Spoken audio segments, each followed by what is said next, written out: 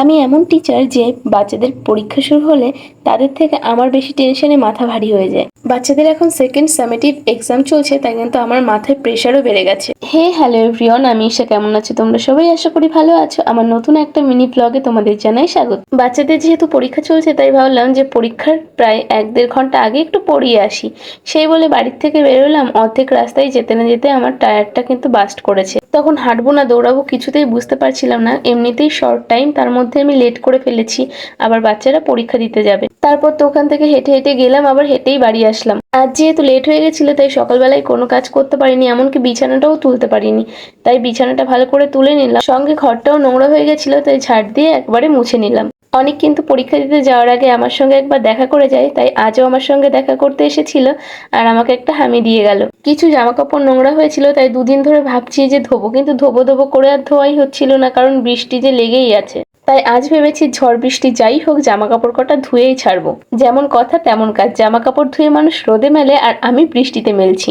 আজ অনেকদিন পর কিন্তু এরকম বৃষ্টিতে ভিজে স্নান করার সুযোগ পেয়েছি, কারণ আমি এখনই স্নান করতাম আর এখনই কিন্তু ঝমঝমিয়ে বৃষ্টি নেমেছে। তাই ভাবলাম স্নান যখন করবোই তখন বৃষ্টিতে ভিজেই করি। আমি বৃষ্টিতে ভিজছি দেখে মা কিন্তু আমাকে সমানে বকেই যাচ্ছে, কারণ আমার একটু ঠান্ডার সমস্যা আছে আর এদিকে বৃষ্টিতে ভিজছি। মা বারে বারে আমাকে ড্রাম দুটো আনতে বারণ করেছে, কিন্তু কে শোনে কার কথা। আমি তো বাহুবলী হয়ে গেছি, রাস্তা থেকে দুটো ড্রাম নিয়েই আসলাম। বৃষ্টির আগেই কাকু জল দিয়ে গেছিল, আনা হয়নি ঢপ দুটো, তাই কিন্তু আমিই নিয়ে আসলাম। বৃষ্টির মধ্যে ভিজতে কিন্তু বেশ মজা লাগছিল, আবার একটু ভয়ও লাগছিল, কারণ আমাদের উঠানটা বড্ড পিছল। স্নান করে ফ্রেশ হয়ে যেই না একটু শুয়েছি, আমার মা এসেছে হিসাবের একটা খাতা নিয়ে। মায়ের এই হিসাবের খাতাটা মেলানো কিন্তু মস্ত বড় একটা কঠিন কাজ। ঘরে শুয়ে শুয়েই ল্যাদ খাচ্ছিলাম, ভাই বলছে ওই সন্ধ্যার সময় দিদি চল একটু মোড়ের থেকে ঘুরে আসি আর চপ খেয়ে আসি। আমি ওর থেকে বড়, খাওয়ানোর কথা কিন্তু আমারই, তবে কিন্তু ওই আমাকে খাওয়ায়। যাই হোক, ভাই চপ নিয়ে নিয়েছিল আর আমাকেও দিয়ে দিয়েছে, আমরা দুজন খেয়ে নিলাম আর বাড়ির জন্য নিয়ে এসেছিলাম।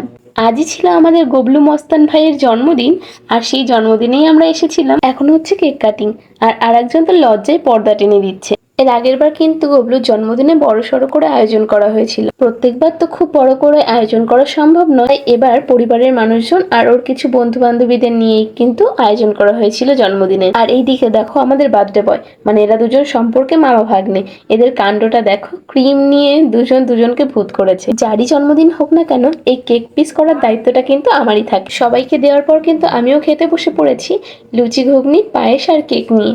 আজ দিনটা ভালো মন্দ ব্যস্ততা সবটা মিশিয়ে কিন্তু বেশ দারুণভাবে কেটে গেল। আর তোমাদের কেমন কাটলো জানিও।